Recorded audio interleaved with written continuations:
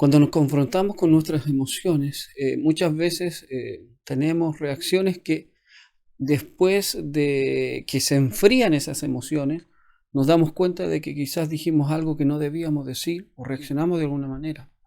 Por ejemplo, cuando una pareja discute y una ofende a la otra, posteriormente, después, en frío se dan cuenta de que no debieron decir aquello que dijeron o tratar a la otra persona de la manera en que la trataron. Pero eso fue un momento de aclaramiento, donde las emociones juegan un papel muy importante.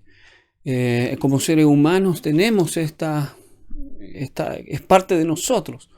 La tristeza, el miedo, el odio, la alegría, son emociones que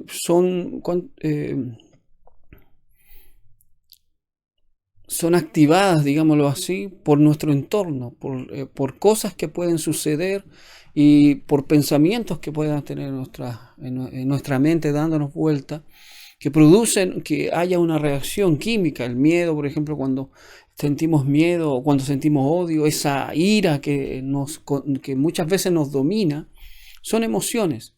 Los sentimientos vienen después, pero las emociones son las que son abruptas.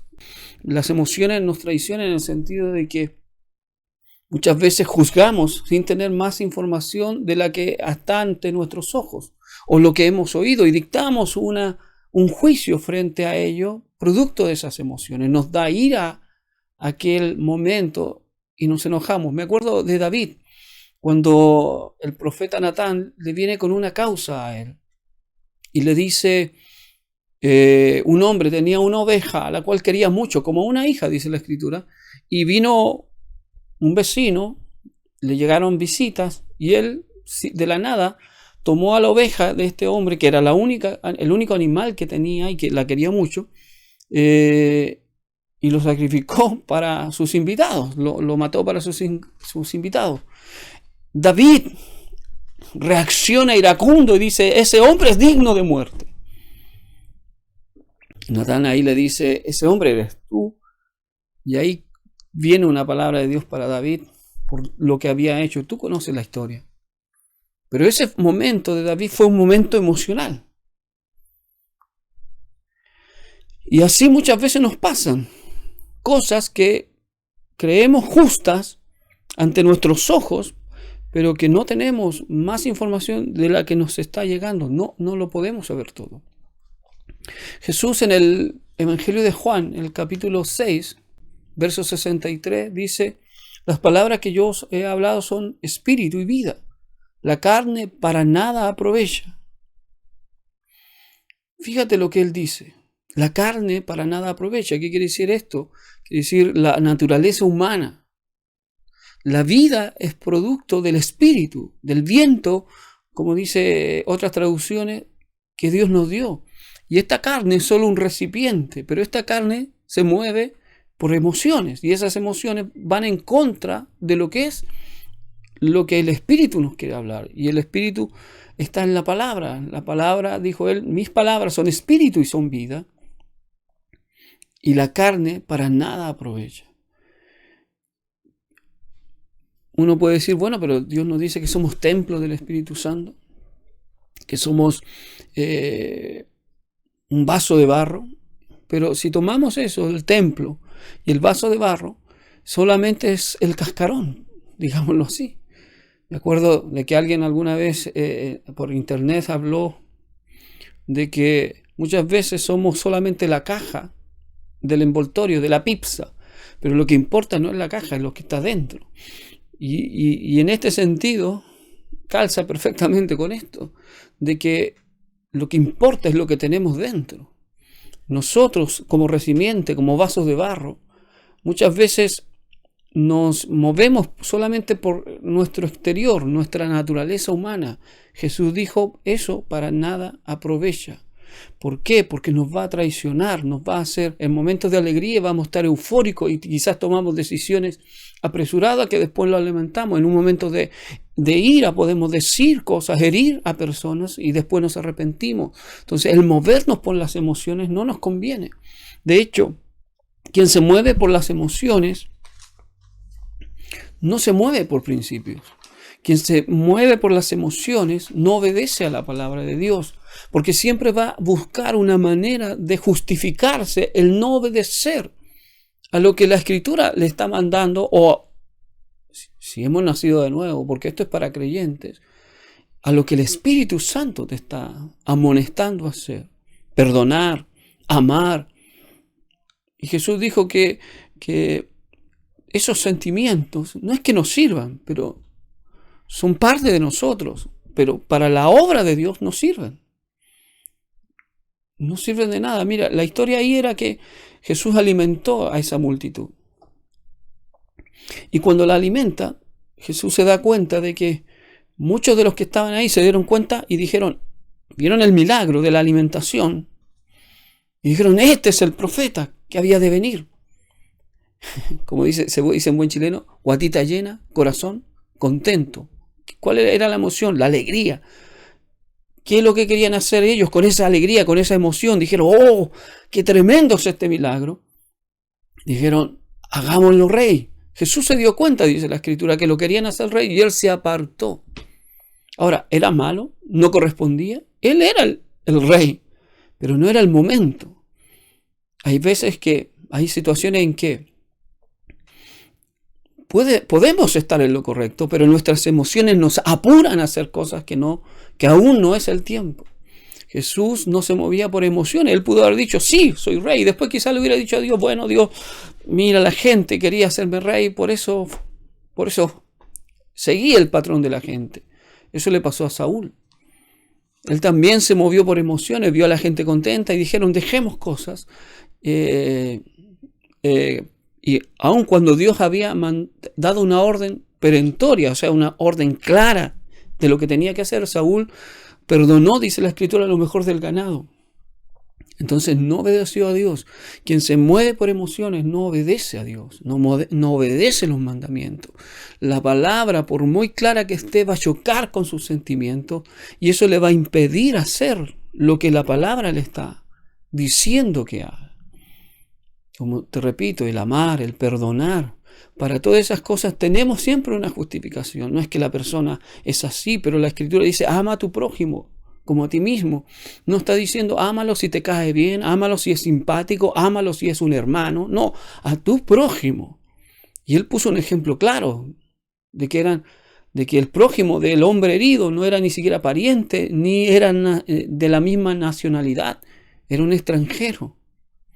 Y Dios le dice: ve y haz lo mismo tú. Entonces el amar conlleva que va a chocar con nuestros sentimientos, porque ojo, el amor no es un sentimiento. De hecho, me tocó leer que un psicólogo,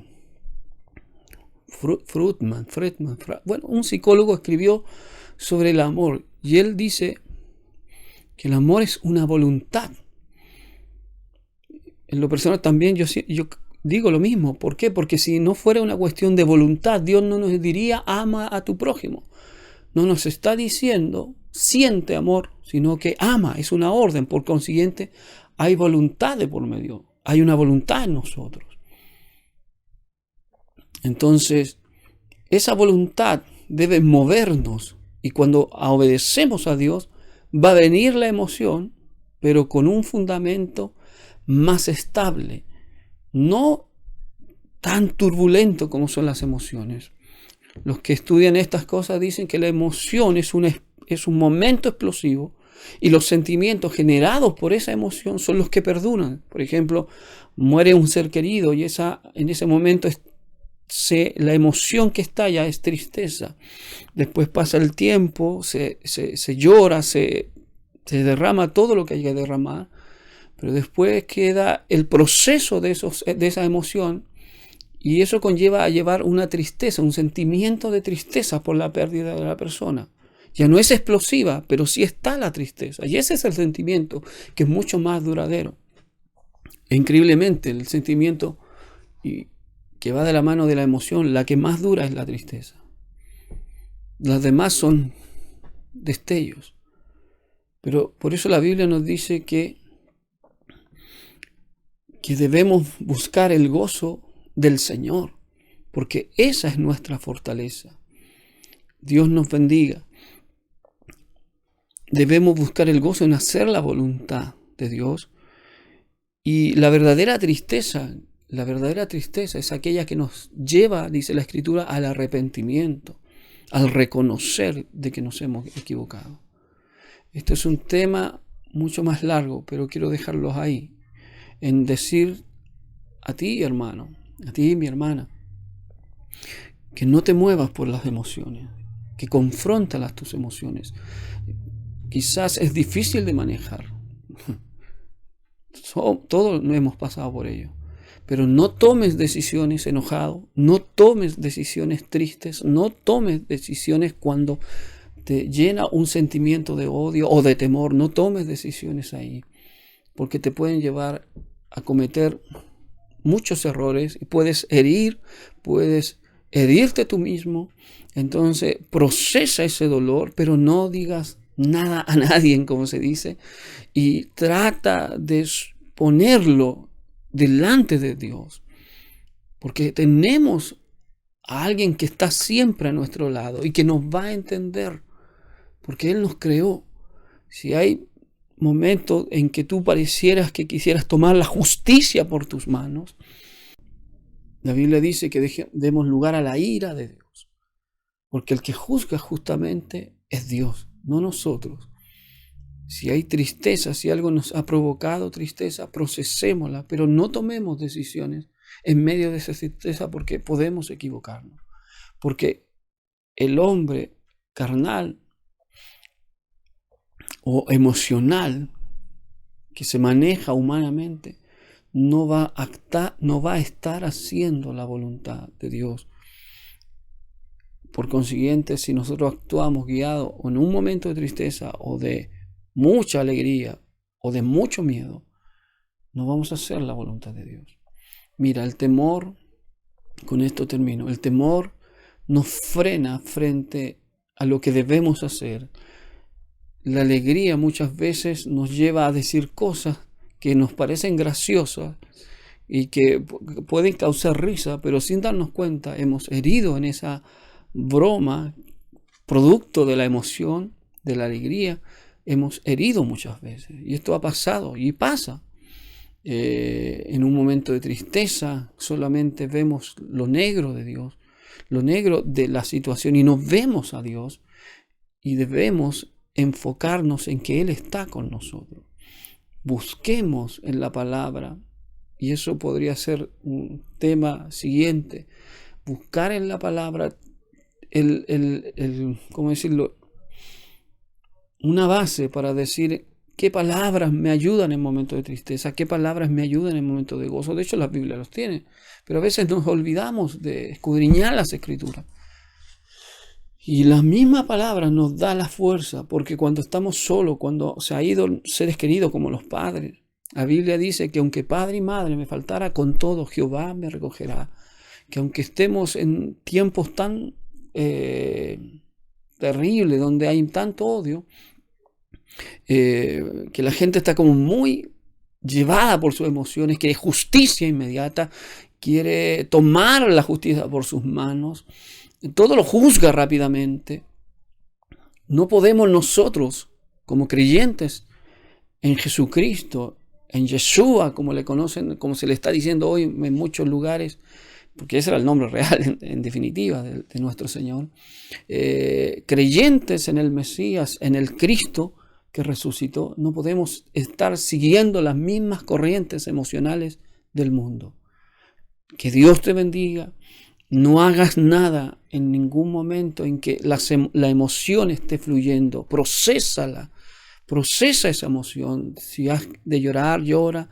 Si te enojas, cuenta hasta 10 o hasta 100 o hasta 1000, dependiendo de la situación. Pero no digas nada, no hables nada. Especialmente si tienes a alguien a tu lado. Porque podemos a veces estar tan frustrados en el trabajo que llegamos a la casa y ese enojo se manifiesta en hiriendo a nuestros seres queridos. Y por otro lado, ¿qué culpa tienen si somos nosotros los que nos sentimos así. Pero Dios nos conoce y Dios es el que puede ayudarnos. Que Dios te bendiga, pero que este video y esta pequeña reflexión pueda servirte y que sea un llamado de alerta. No hagas nada, detente. Cuando estés con tus emociones, procésalas, pero no hagas nada, de lo cual tal vez te puedas arrepentir. Porque las emociones no van dirigidas por el Espíritu de Dios. Que Dios te bendiga.